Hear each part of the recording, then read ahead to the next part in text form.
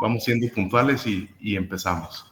La recomendación es que vamos a tener de 20 a 25 minutos para su presentación. De cualquier manera, yo le aviso en caso de que se supere ese tiempo, un poquito antes, que no esté preocupado por el tiempo. Y Ok, vamos gracias. a tener de 5 a 10 minutos de preguntas, dependiendo las que existan. Y para todos los asistentes, les recuerdo que el registro será vía Forms y tendremos que revisar el chat para que lo pongan y nosotros mismos poder ir haciendo ahí el registro. Entonces, en vista de que ya es el tiempo para iniciar, me voy a permitir presentar al doctor Rafael Urrea López, quien dará esta interesante charla.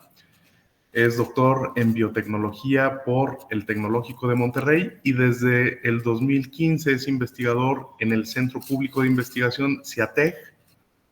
Investiga el uso de herramientas de ingeniería genética para la caracterización funcional de genes en especies perennes.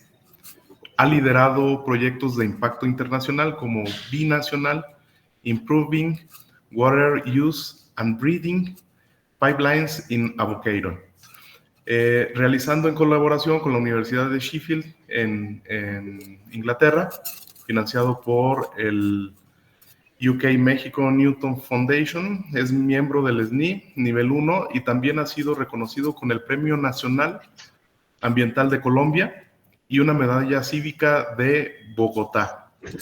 Su producción científica incluye artículos científicos en revistas indexadas y el desarrollo tecnológico de una patente con aplicación en biotecnología vegetal. Vamos a ceder la palabra al doctor Rafael Urrea López con su charla titulada Optimización de la transformación genética transitoria mediada por Agrobacterium en especies frutales tropicales. Adelante, doctor. Muchísimas gracias por la invitación a participar en este quinto simposio de investigación de ingenierías del TEC. Nosotros pues somos vecinos, nosotros estamos acá en CIATEC Zapopan. El CIATEC pues es un centro público de investigación de la nueva Secretaría de Ciencias y Tecnología, anterior CONACYT. El CIATEC tiene ya 48 años de experiencia, de trabajo. Acá en Zapopan pues tenemos 3 unidades, la de biotecnología vegetal, biotecnología industrial y la de tecnología alimentaria. Acá en biotecnología vegetal nosotros tenemos 4 sublíneas de investigación: micropropagación de especies vegetales, fitopatología, mejoramiento genético vegetal, en la que yo trabajo, y fitoquímica y biocompuestos. Trabajamos más de 15 investigadores en estas 4 diferentes sublíneas. Tenemos programas de posgrado, nivel maestría, nivel doctorado, y recibimos también estudiantes de prácticas profesionales, servicio social y tesis. Esto como una introducción de dónde estamos. Pues bueno, como lo comentaba la ingeniera Natalia Franco en su anterior presentación, el aguacate pues es la estrella del portafolio agrícola de México. México exporta más de 3.000 millones de dólares al año, principalmente a los Estados Unidos, siendo México el principal productor y exportador de aguacate a nivel mundial. Y esto se debe a un aumento en el consumo per cápita de aguacate en los Estados Unidos. En esta gráfica que vemos a mano izquierda de la pantalla, vemos cómo el consumo ha crecido, pero la producción en Estados Unidos no satisface esa demanda, y esa demanda pues ha hecho que crezca la producción no solo de México, sino a nivel mundial en países de toda América, Latinoamérica, pero también de otros lugares del mundo como España, Israel, Nueva Zelanda. Entonces es el principal fruto tropical en términos de valor y tiene una expectativa de crecimiento. Esto es una noticia muy buena para México en el sentido del ingreso de divisas tan importante que genera, y pues esta ventaja geográfica competitiva, hay que aprovecharla y pues se requiere también investigación para poder aprovecharla, y no solo para este frutal, sino para otros. Cuando en la presentación se mencionaba que trabajo con especies perennes, entendemos como especies perennes aquellas que tienen un ciclo de vida largo, extendido, como los árboles, que no son cultivos anuales, sino que pueden durar muchos años más. De hecho, el aguacate o otros árboles tardan varios años antes de dar su primera floración, es decir, antes de empezar a producir frutos. Frutos de interés económico, cultural, como son el aguacate, el cacao, el mango, la guanábana, el café. Hay diferentes. Entonces, es un área de oportunidad, de interés económico, pero también un área como de responsabilidad en cuanto a las necesidades que tienen todos estos cultivos de investigación y desarrollo. Y todos estos cultivos pues enfrentan diferentes amenazas. Los cultivos generalmente pues enfrentan estreses bióticos y abióticos, pero estos pueden ser exacerbados debido al rápido cambio climático. En esta gráfica pues lo que vemos es como el aumento en la concentración de CO2 en la atmósfera, medida en partículas por millón, ha aumentado significativamente desde 1880, desde el inicio de la revolución industrial, y viene acompañado de un aumento de la temperatura. Ese aumento de la temperatura pues, es un aumento de la temperatura promedio global, mundial, y genera cambios en los ecosistemas. Las especies de flora, particularmente las plantas, pues sí pueden evolucionar, lo han hecho por miles de años, pero estos cambios al darse tan rápido eh, traen una gran presión, mientras que algunos animales pueden, por su movilidad, migrar buscando mejores condiciones.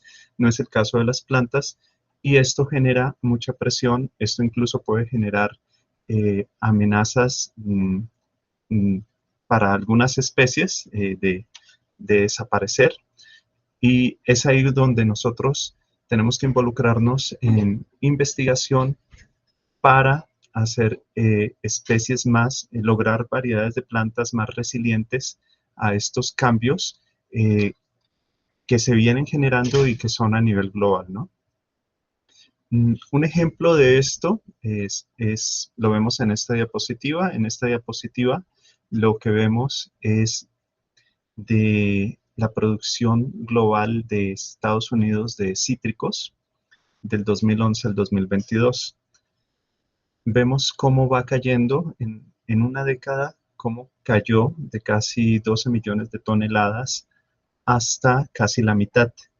Esto debido a diferentes factores, entre ellos huracanes que golpearon principalmente la Florida, que es donde se concentra una gran producción de cítricos en los Estados Unidos, pero también enfermedades que por el rápido cambio climático pueden tener un mayor impacto, un impacto más negativo sobre cultivos. Entonces, me parece muy interesante esta imagen porque nosotros debemos considerar que esto ya es una realidad, que esto está pasando, que esto está golpeando significativamente cadenas de producción de países que están preparados, que tienen investigación, que pueden desarrollar rápidamente investigación en esta área, y vemos cómo impactó negativamente.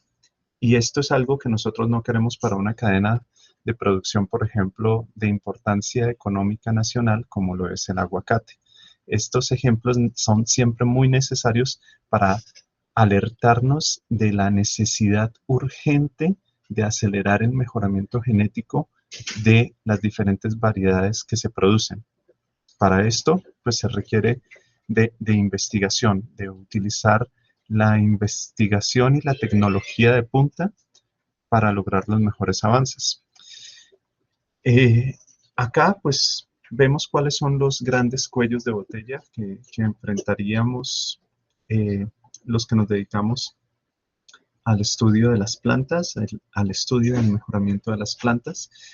Hay varios, pero se podría resumir en que si quisiéramos hacer uso de las tecnologías más novedosas para el estudio y el mejoramiento de plantas, los cuellos de botella sería la entrega a los reactivos, o también se le conoce como transformación, y el otro sería la regeneración de las plantas.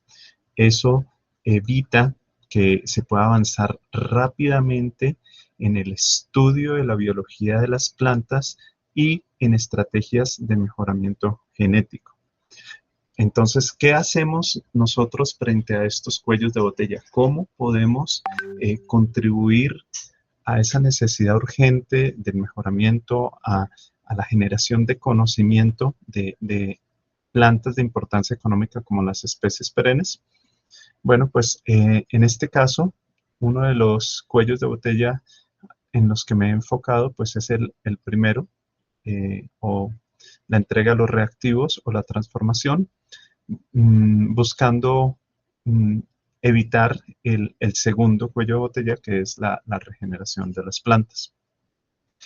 Para ello, utilizamos una técnica que se conoce como sobreexpresión transitoria. En la presentación anterior, la ingeniera Natalia les hablaba de una bacteria patógena que tiene la capacidad natural de hacer la transferencia horizontal de genes. Esta es utilizada como una herramienta de ingeniería genética en la investigación, en la cual se remueven los genes patógenos y se insertan genes de interés para estudiar en las plantas. También explicaba la ingeniera acerca de cómo se da la infiltración. Una vez que ustedes tienen el vector de interés transformado dentro de Agrobacterium, crecen el Agrobacterium, tienen una suspensión de Agrobacterium y eso deben infiltrarlo en la planta. Hay diferentes formas, está la infiltración espontánea, la cual se da de forma pasiva, pero también hay otras plantas en las cuales no es suficiente la infiltración pasiva y se requiere una infiltración forzada. Se puede lograr a través de diferentes medios. Uno de ellos es la infiltración vía jeringa. Se coloca la suspensión de Agrobacterium dentro de la jeringa y se ejerce presión sobre la hoja para que la suspensión de Agrobacterium pueda ingresar dentro de la hoja. Se preguntarán por qué, ¿no? Bueno, pues las hojas en su parte exterior tienen una cutícula que las protege precisamente de ser infectadas por alguna bacteria. Entonces, si ustedes hicieran un corte transversal de la hoja, me faltó ponerlo acá, creo que hubiera sido muy ilustrativo, verían que, y lo ven con un microscopio, verían que en la parte interna de la hoja tiene espacios de aire, es decir, no se encuentra las células unas juntas de las otras, sino que se encuentran separadas, hay espacios de aire, porque recuerden que las hojas las plantas hacen fotosíntesis, fijan CO2 atmosférico y liberan oxígeno. Entonces, hay estos espacios en los cuales hay aire. Al presionar nosotros con una jeringa, lo que buscamos es que ingrese la suspensión de Agrobacterium en esos espacios donde hay aire y a esas células que no tienen una capa protectora, para que la bacteria pueda anclarse y hacer lo que hace de forma natural, que es transferir un vector a las células de la planta, un vector en el cual nosotros insertamos un gen de interés, que puede ser un gen reportero o un gen de alguna proteína que cumpla alguna función en particular. En las plantas se pueden incluso producir proteínas farmacéuticas como vacunas, lo cual tiene una gran ventaja y es pues lo económicas que son las plantas, y que al producirlas en plantas se tiene menos riesgo que cuando se producen en bacterias o se producen en animales de que se contaminen con algún patógeno que pueda causar daño a los humanos. Entonces, está también la infiltración por vacío. Se explicaba anteriormente, funciona en 2 etapas. Acá al lado izquierdo vemos lo que es un desecador típico de laboratorio, o que funciona como una cámara de vacío en el cual sumergimos dentro en la suspensión de Agrobacterium las hojas, aplicamos el vacío para sacar el aire. Lo que se forza es la salida del aire dentro de las hojas, y eso se puede ver porque se forman burbujitas alrededor de las hojas. Y luego, cuando represurizamos en la segunda etapa, eh, la presión atmosférica entra y forza que ese espacio que antes estaba ocupado por aire dentro de las hojas sea ocupado por la suspensión de Agrobacterium. Esto se ha utilizado ya por muchos años, pero tenemos tipos muy diferentes de plantas, y generalmente se trabajan plantas modelo que son de pequeño tamaño, que pueden caber totalmente dentro de un desecador. Pero cuando ustedes quieren hacer una investigación en una planta grande porque les interesa estudiar la flor, o les interesa estudiar los frutos, o les interesa estudiar las hojas maduras, pues esta técnica es una limitante del tamaño de la planta.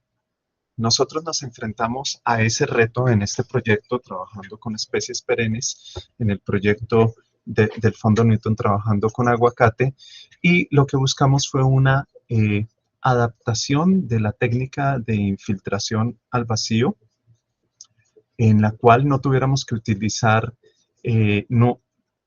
nuevos equipos o una cámara de vacío muy grande, porque iba a ser una limitante económica, sino que al enfrentar estos retos y al enfrentar estas limitantes, pues es cuando surge mucha de la creatividad de cómo podemos hacerlo de una forma diferente, en la que apliquemos una infiltración al vacío, pero de forma localizada, es decir, en la cual podamos sumergir dentro de la suspensión de Agrobacterium y aplicar el vacío en unas hojas que estén pegadas a una rama de una planta sin insertar toda la planta dentro de la cámara de vacío.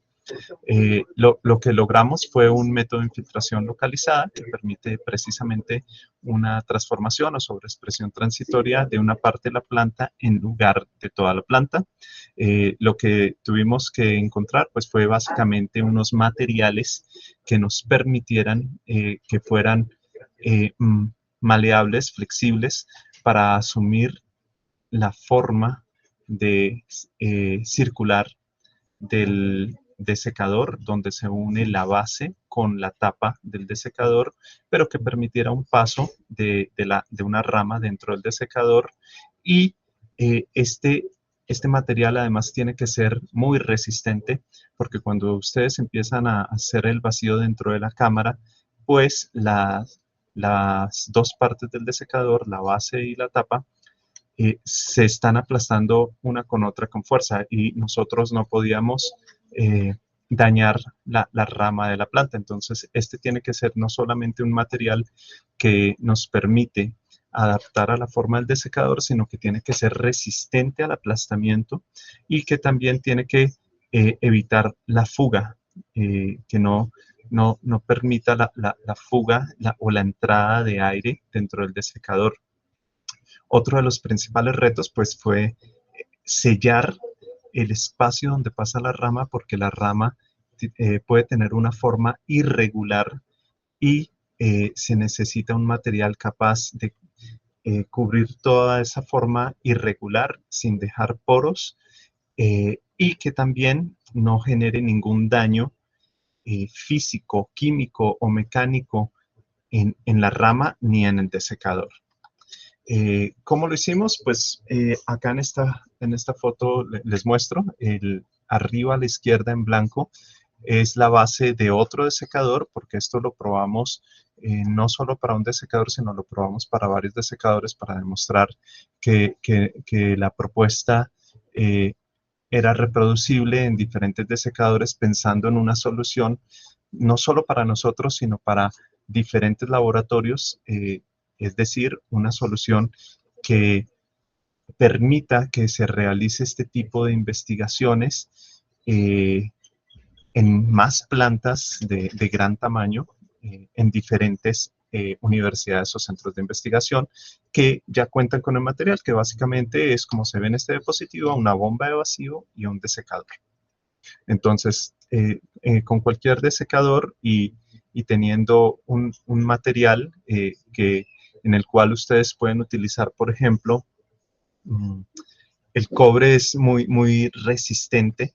El cobre además es maleable o se le puede dar una forma, por lo tanto puede asumir la forma circular del desecador.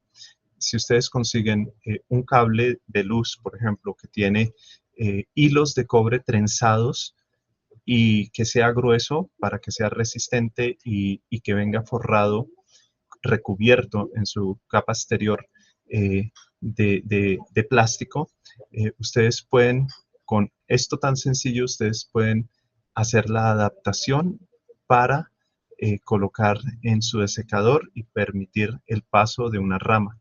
Y para sellar donde pasa la rama, pues básicamente pueden utilizar un material que algunos de ustedes deben conocer cuando han ido a odontología y que se utiliza para hacer los moldes.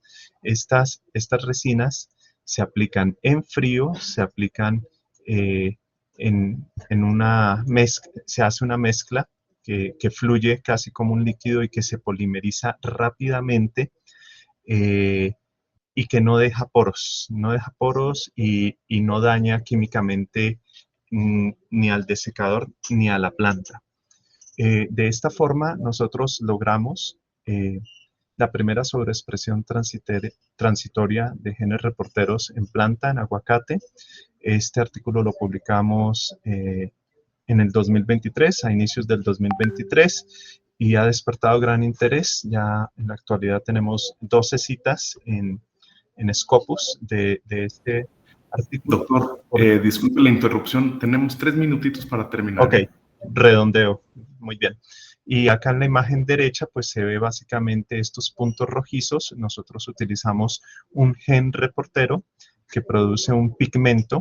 De esta forma demostramos la sobreexpresión, cómo optimizamos un método de sobreexpresión en planta, en aguacate, que no se había logrado, que es el primero, y que abre puertas para explorar la sobreexpresión de otros genes en estas plantas. También lo logramos en otra planta de interés económico y cultural para México, que es el cacao. Este resultado lo publicamos a finales del 2023, igual con trabajo de estudiantes de maestría que desarrollan su maestría acá en el CIAT, en la unidad de biotecnología vegetal, y recientemente también lo logramos en limón. Este artículo que les muestro no es mío, pero es muy interesante porque unos investigadores europeos en 2018 lograron 5 cruzas controladas de manzana en 7 años, solo 7 años, utilizando una técnica de sobreexpresión de un gen que tiene que ver con floración. Esto les permitió a ellos, en muy poco tiempo, que no hubiera logrado de una forma de mejoramiento tradicional, transferir un gen de resistencia a una enfermedad de importancia en manzana. Esto, pues, lo que nos muestra es cómo tenemos este ejemplo. Lo que se puede hacer es en otras especies, siempre y cuando tengamos técnicas de sobreexpresión en esas especies, en planta. No lo había en aguacate, ya lo tenemos en aguacate, no lo había en cacao, ya lo tenemos en cacao, y hay muchas especies más en las que podemos seguir trabajando, no solo para el estudio y el conocimiento, sino para el mejoramiento, para otorgar resistencia a enfermedades, lo cual es de gran importancia en este momento de rápido cambio climático. Yo cerraría aquí recordándoles mi correo electrónico rurrea@ciatec.mx, invitándolos a que me escriban si tienen alguna duda, si tienen algún interés de colaboración o si tienen algún interés en prácticas profesionales o tesis en estas áreas. Agradezco mucho por su atención. Sí, gracias por su ponencia, doctor, por su interesante plática. Ahora vamos a dejar algunos minutos para si alguien tiene de los asistentes alguna pregunta. Por aquí está. Adelante, compañera Valencia. Hola, gracias Hola, doctor buenos días. buenos días, por su ponencia muy interesante. Llegué tarde a la pasada, entonces a lo mejor algunas de las preguntas que le tengo son de la pasada, pero bueno, están Ok. completamente asociadas, ¿no? Ok, perfecto. Entonces, mi pregunta es, Agrobacterium, me estaba explicando usted que se insertan a las células vegetales, aprovechando estos espacios entre ellas. Pero ¿cómo saben que en realidad este gen que trae Agrobacterium ingresa a la célula? Bueno, en este caso nosotros trabajamos con un vector que contenía 3 enzimas para interconvertir la tirosina en betalaína. La betalaína, con toda seguridad todos la han visto el color porque es el color del betabel. Entonces, este color que se ve en las hojas es por efecto de la acumulación de las betalaínas. Esto es una evaluación visual. Nosotros también hacemos diagnóstico molecular. El diagnóstico molecular es el que nos corrobora que sí se está dando la expresión de esos genes. Por ejemplo, nosotros extraemos ARN mensajero de las hojas, sintetizamos el ADN complementario y sobre ese ADN complementario hacemos pruebas de PCR para ver si los genes de ese vector son los que se están expresando. Como la planta no tiene esos genes, si hiciéramos esa prueba, cuando se hace esa prueba en una planta no transformada, pues no te da resultado, pero cuando haces esta evaluación en una planta transformada, en la que sobreexpresas estos genes, sí te da resultado. Ajá, Entonces, es de esa forma en la que corroboramos, porque para poder publicar estos resultados, los evaluadores prácticamente nos piden esto, ¿no? Oye, demuéstrame que lo que estás viendo es el resultado de la sobreexpresión del gen que lleva Agrobacterium y no es nada más, ¿no? No es que se ve cafecito porque se oxidó o se dañó la hoja. Sí, entonces esta incorporación de Agrobacterium es en ADN nuclear. Nosotros trabajamos con sobreexpresión transitoria. El Agrobacterium transfiere el ADN a las células de la planta y ese ADN se puede incorporar dentro del genoma de la planta. Ajá. Que se estima que eso pasa entre 10 a 14 días, le toma al Agrobacterium llegar y insertar en el genoma de la planta. Pero antes de que se inserte en el genoma de la planta, es decir, entra al citoplasma y se transporta al núcleo, en ese tiempo se empieza a transcribir ese gen y se empiezan a expresar pues los genes, las proteínas, en este caso fueron 3 enzimas para convertir. O sea, ese mismo vector que trae al gen, solito se replica dentro de la, de la célula. O sea, sí necesita la maquinaria de la célula. Es correcto. Necesita la maquinaria de la célula para que se pueda transcribir, pero no es un vector viral. En este caso, sí. no era un es un vector. plásmido, ¿no? Sí. Ajá, es un plásmido. Ajá. Y luego, perdón. Bien, disculpe que te interrumpa, doctora, usted, compañera Valencia. Doctor, tenemos que terminar aquí la charla. Okay. De cualquier manera, por ahí estamos viendo su correo. En caso de que exista mayor interés, pues ya pueden contactarlo directamente, ¿verdad? Gracias. Por supuesto, o si no, somos acá vecinos del TEC. Del TEC. Disculpen la interrupción, nada más que ya estamos sobre el tiempo y estamos preparando la siguiente charla, ¿de acuerdo? Sí. Gracias nuevamente, doctor. Muchas gracias a todos ustedes.